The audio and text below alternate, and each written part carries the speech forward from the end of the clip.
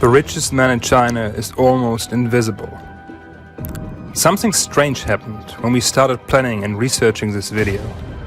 When you look for information on Zhong Shanshan, you find almost none. But his story from rags to riches is one that deserves to be told. We will explore the life of the construction worker, reporter, farmer, salesman, founder, CEO and loving father, and how he rose from nothing against all the odds to become China's most successful businessman, leading one of the most successful IPOs of all time. Shanshan was born in 1954 in Hangzhou, a city in eastern China. Not much is known about his early childhood due to Shanshan's private nature, which has earned him the nickname the Lone Wolf. The only thing known about Shanshan was that he grew up in a working-class family that worked tirelessly to ensure that he would grow up with a high-quality education, just like most Chinese parents do. But something unexpected happened. In 1966, the Cultural Revolution happened in China. This was a period characterized by mass violence and chaos. Massacres took place nationwide, in which cannibalism frequently occurred. China was now in a battle with itself for the spirit of its people, and as a result, Shanshan, still a young child, had his education prematurely cut off. With seemingly his future taken away from him, a young Shanshan had nothing to lose and everything to gain. He often would work labor jobs in construction as bricklayer or carpenter in order to support his family. However, despite these hard times, Shanshan believed deep down inside that he was destined for more. The long hours and the grueling labor have made him hungry, resilient and ruthless. And this made him very dangerous.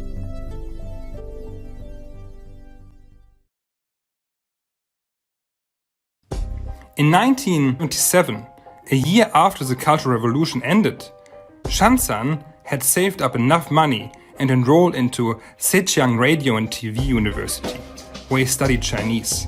Soon after graduation, he got his first job as a reporter for Zhejiang Daily. This is where a young and ambitious Shanshan began to see his opportunity to break into business. As a reporter, he would often rub shoulders interviewing startup businessmen, where he quickly became intrigued by the prospect of starting his own business. During these times, China was undergoing a massive transformation as the country ramped up its efforts to accelerate economic growth with the backing of a new communist government through opening up its borders for foreign investment. This became known as special economic zones, where foreign and domestic investments can be made by the people for the people without the authorization of the central government. And in 1988, Hainan became a special economic zone and became China's largest city. It was at this time that Zhong knew what he had to do. He immediately quit his media job and ambitiously moved 2,000 kilometers away to Hainan, a growing island in the south. During this time, in the 90s, he tried his hand in several sectors, including setting up his own newspaper, farming mushrooms and prawns, and selling Chinese turtle medicine, which all led to failure.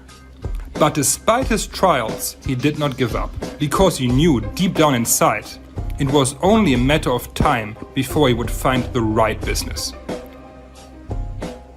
And during his time as a sales agent for Vahaha, a bottle company in China, Shanshan saw a once-in-a-lifetime opportunity which will ultimately change his life in this country forever.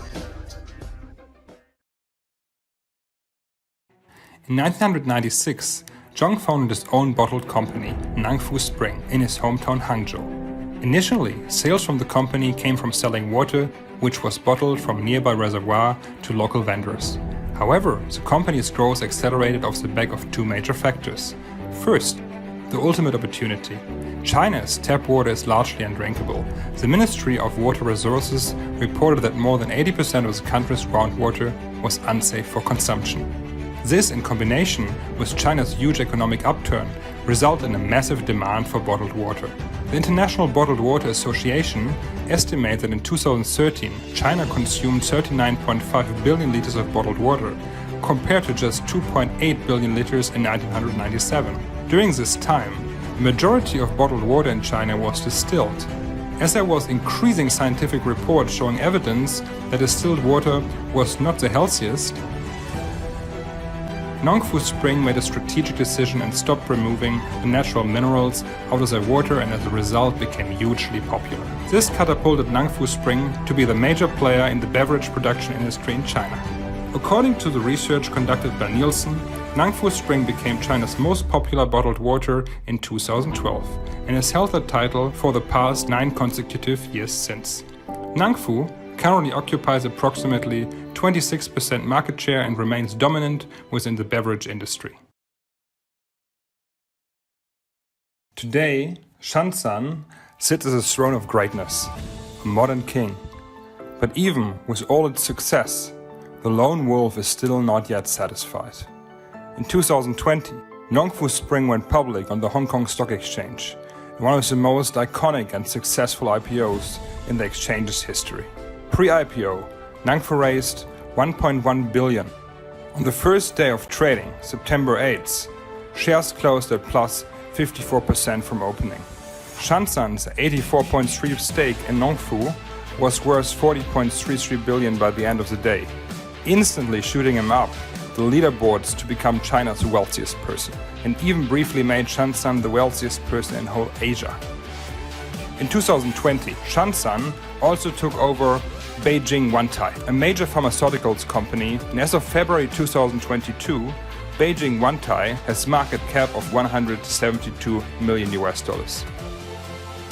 Shanshan's success did not go unnoticed, where he quickly gained the reputation and dubbed the nickname the Lone Wolf, due to the low profile he keeps, which is a truly ironic twist from the guy who once was a business reporter.